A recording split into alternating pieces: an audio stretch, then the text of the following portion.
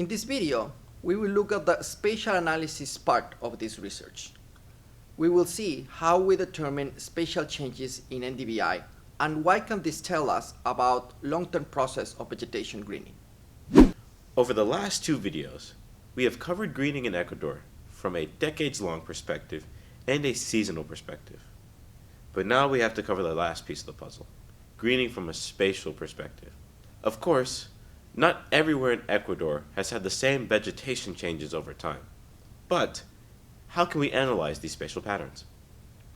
By now, you should be familiar with the idea of NDVI anomalies. We've used it to identify long-term greening patterns across Ecuador. We can do that spatially too, on a pixel-by-pixel level. Basically, we took a map of Ecuador and examined the extent of vegetation change in each AVHRR pixel during the study period. This was achieved by comparing the average NDVI anomaly values between the 80s and early 90s period and the late 90s to 2010s period. If no change occurred, the difference between these two periods should be nearly zero. However, a difference would indicate more greening or browning in vegetation. This lets us delve further than just regions, down to a sub-region level, to identify what kind of geographic trends are really happening. This figure shows spatial NDVI anomalies for each of the 12 triads. Darkest green is the most significant greening, darkest purple is the most significant browning, and beige is no significant change. Looking at these maps, it becomes visually clear how seasonal greening is in each of the regions. In Amazonia, the first half of the calendar sees a lot of mixed back and forth changes over time.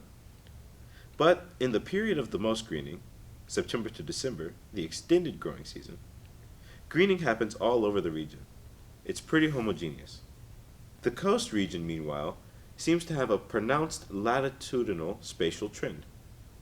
The northern coast has experienced much more greening around January and February than the coastline further south.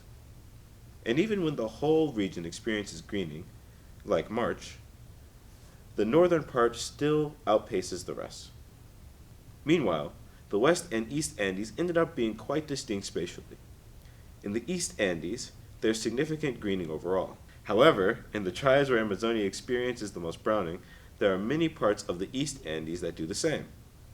Perhaps this is to be expected given the geographic proximity, but these are also quite different climates and ecosystems. Really interesting results.